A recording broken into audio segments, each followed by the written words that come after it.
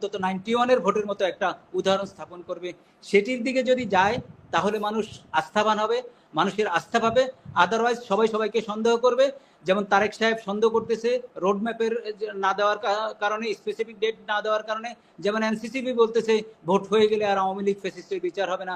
ঠিক তেমনিভাবে সব কিছুর সমন্বয় করে একটা ভালো বন্দোবস্তের দিকে যাবে বলে আমি মনে করি। রাজনীতিতে কি শুধু ক্ষমতায় গেলেই জনগণের সেবা করা যায়, ক্ষমতার বাইরে করা যায় না, এই কনসেপ্টটা বাংলাদেশি 53 ইয়ার্সে শুধু বাংলাদেশই ডেভেলপ করেছে।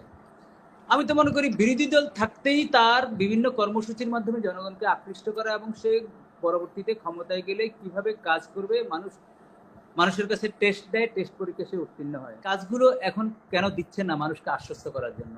এইগুলো না দিয়ে যখন নির্বাচনের কথা বলা হয় তখন মানুষ অনেকে ধরে নিতে পারে যে ওই আগেই ভোট কেন্দ্র দখল বেদখলের একটি বন্দোবস্ত, যেহেতু বড় দল, বড় ক্ষমতা, বড় মানুষ, তারা ইচ্ছা করলে যা ইচ্ছা তাই করতে পারবে। এবার আসেন আমি বলি, এই যে আজকে ইলেকশন, সবচেয়ে বড় কথা একটা জিনিস আমি আপনাকে বলি, ইলেকশন কমিশন নতুন করে দুইটা জিনিসের কথা বললো যে এবার পোস্টার হবে না। আমি খুব সাপোর্ট করি, অন্তরের অন্তঃস্থল থেকে সাপোর্ট করি। আবার বলেছেন যে কোনো প্রসেশন হবে না, মিছিল মিটিং হবে না। আমি খুব সাপোর্ট করি, তাদের আয়োজনে হবে, ওখানে সেন্ট্রালি একটা দুইটা হবে, যেখানে সবাই বক্তৃতা দিয়ে তার ক্যারিশমা, তার ক্রেডিবিলিটি, সে যে নলেজেবল, সে যে স্বচ্ছ, সে যে কালো টাকার মালিক না, সে জনগণকে বলবে। জনগণ প্রশ্ন করবে এই তোমার প্রফেশন কি, প্রফেশনবিহীন কোনো লোক যাতে কোনো ভোটের ময়দানে প্রার্থী হিসেবে না যেতে পারে। আমি এই বন্দোবস্তগুলোকে আমি খুব সাপোর্ট করি। পাশাপাশি আমি মনে করি এই রিসেন্ট পাস্ট ফ্যাসিস্ট যে ভোটগুলো করেছে, 2-1 বছরের ভোটে যারা যারা জড়িত, ডিসিএসপিদেরকে শুধু আপনি করেছেন, ওএসডি করেছেন, তাদের শাস্তির আওতায় না আনলে এই রিগিংটা বন্ধ হবে না। এবং প্রার্থী যারা বিনা ভোটে হয়েছে রাষ্ট্রদ্রোহীর মামলায়, তাদের বিরুদ্ধে যদি অন্তত মামলার প্রসিডিংস যদি না করা হয় তাহলেও ভোট সুষ্ঠু হবে না, কারণ তারা তাদের এই ক্ষমতার যে সাম্রাজ্য তৈরি করেছে সেটি রক্ষা করার জন্য যেই কালো টাকা মাঠে ছেড়ে দিচ্ছে, যার কারণে এই যে আমার এনসিসির কতগুলো ছেলে পেলে নষ্ট হয়ে গেল, তাদেরকে পার্সেস করে ফেললো বড় বড় যে কোম্পানিগুলা, কর্পোরেটগুলা।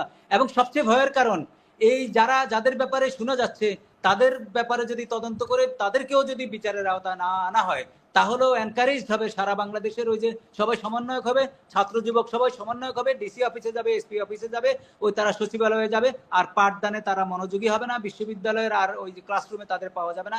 এদেরকে শাস্তির আওতায় আনতে হবে। এইটা নিয়ে রাজনৈতিক দলগুলো আমার মনে হয় এক হতে হবে। রাজনৈতিক দলগুলোর ব্যাপারে যেখানে যেখানে চাঁদাবাজির অভিযোগ এসছে বড় বড় কর্পোরেট থেকে, সেগুলো তাদের অ্যাড্রেস করতে হবে যে আমাদের ব্যাপারে অভিযোগ এসছে, এই অভিযোগ সত্য না।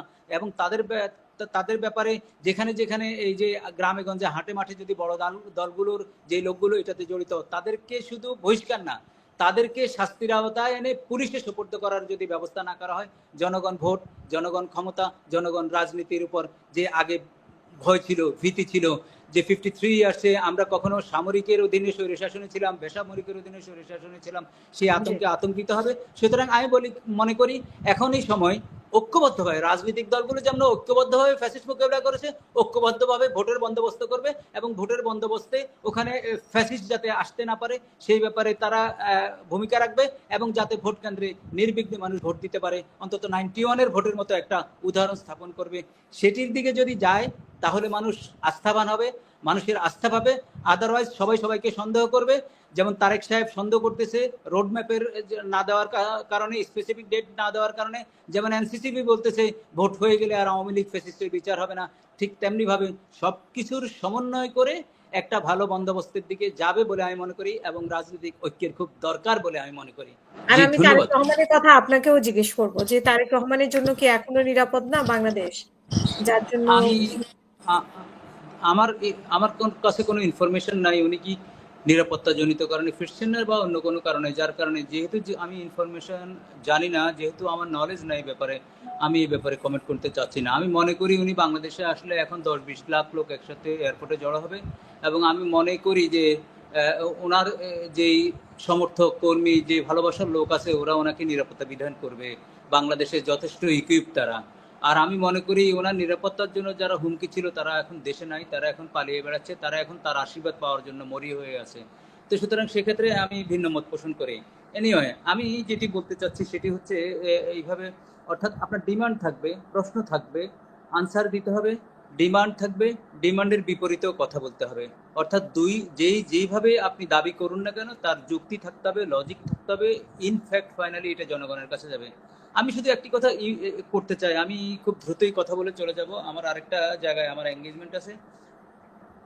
আমরা রাজনীতিতে কি শুধু ক্ষমতায় গেলেই জনগণের সেবা করা যায়, ক্ষমতার বাইরে করা যায় না, এই কনসেপ্টটা বাংলাদেশি 53 ইয়ার্সে শুধু বাংলাদেশই ডেভেলপ করেছে।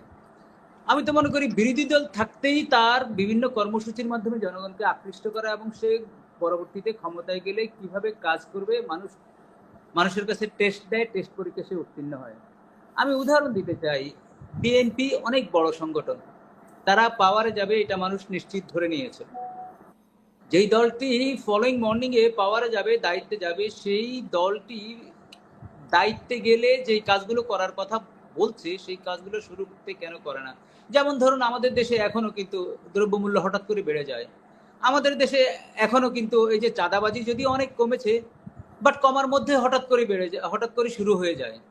তো আমি মনে করি যে বিএনপি একটা ভ্যানগার্ডের মতো, তার বিভিন্ন উপজেলায় যথেষ্ট কর্মী আছে, সমর্থক আছে, এডুকেটেড লোক আছে, তাদেরকে দিয়ে কমিটি করে এগুলোর একটা মনিটরিং সেল করা।